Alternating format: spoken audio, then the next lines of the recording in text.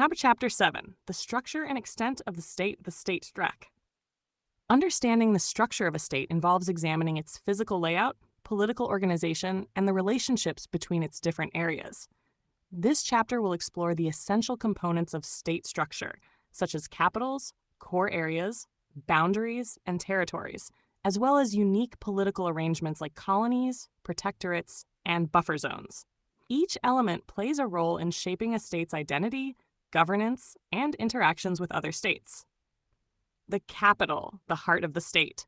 The capital is the administrative and political heart of a state. It houses the central government, symbolizing national identity and unity. Capitals can be classified into different types based on their location, purpose, or political history. 1. Stable capital. These capitals remain unchanged for long periods, reflecting political stability and continuity. Example: London, the capital of the United Kingdom, has served as the nation's center of governance for centuries. 2. Divided capital. In some countries, different branches of government are spread across multiple cities to balance regional power. Example: South Africa has 3 capitals: Pretoria, executive; Bloemfontein, judicial; and Cape Town, legislative. 3. Forward capital. A forward capital is established in a strategic location to promote development or assert control over a disputed area. Example: Brasilia, Brazil's capital, was moved inland in 1960 to encourage development in the interior and reduce the concentration of power along the coast. 4. Federal capital. In federal states, the capital is often chosen as a neutral location to avoid favoring any region. Example: Canberra, Australia, was established as the capital in 1913 to resolve disputes between Sydney and Melbourne. Number 5. Historical capital shifts. Capitals may change due to political, strategic, or historical reasons. Example: Moscow was Russia's capital, but it was temporarily moved to St. Petersburg from 1712 to 1918 under Peter the Great, reflecting a shift toward European influence. The core areas and domains. The core area of a state is its most developed and politically significant region, often where the majority of the population and economic activities are concentrated. Core areas are the starting point of state formation and serve as hubs of political power and culture. 1. Primary core area, the original and most dominant area in a state. Example: Paris serves as France's core area, centralizing economic, political, and cultural life. 2. Secondary core area, a secondary region of economic or political importance that complements the primary core.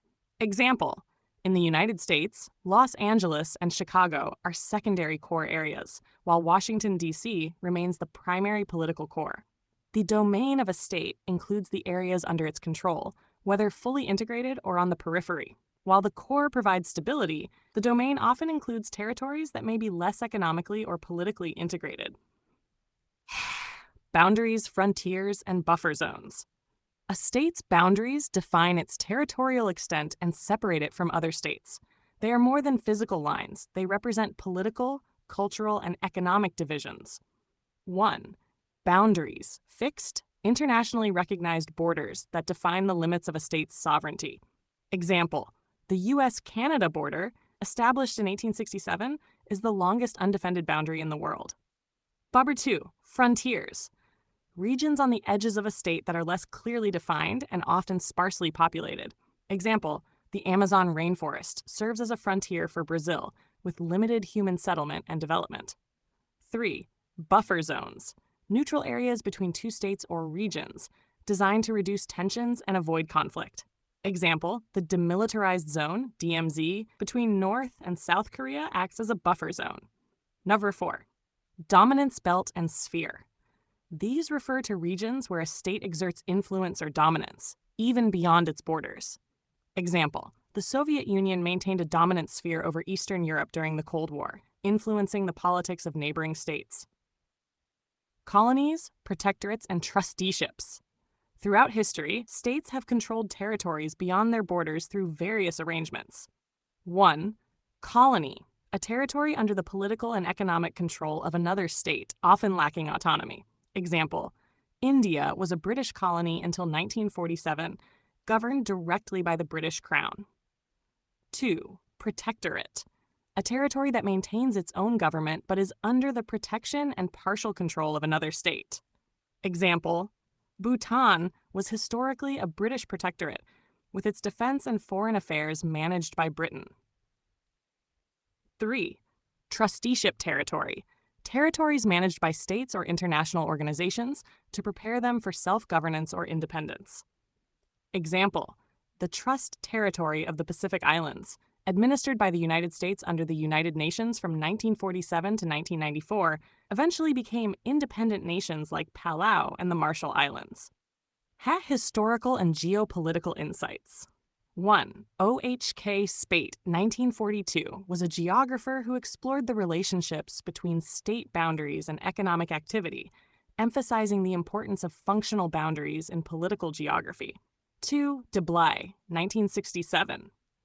Harm de Blay contributed significantly to the understanding of geopolitical regions, particularly through his studies on cultural and political boundaries. 3. Australian Capital Issue, 1971. Canberra's designation as the capital resolved disputes between Sydney and Melbourne, reflecting the importance of federal capitals in managing regional tensions. 4. Canadian Capital Issue, 1867. The selection of Ottawa as the capital of Canada balanced English and French influences, showcasing how capitals can reflect a country's cultural and political compromises. Conclusion. The structure and extent of a state define its identity and influence how it governs and interacts with the world. Capitals serve as political and cultural symbols, while core areas, boundaries, and domains shape the state's internal organization. Colonies, protectorates, and trusteeships reveal the historical complexities of state power and territorial control. Together, these elements form the backbone of political geography, highlighting the intricate balance between geography and governance.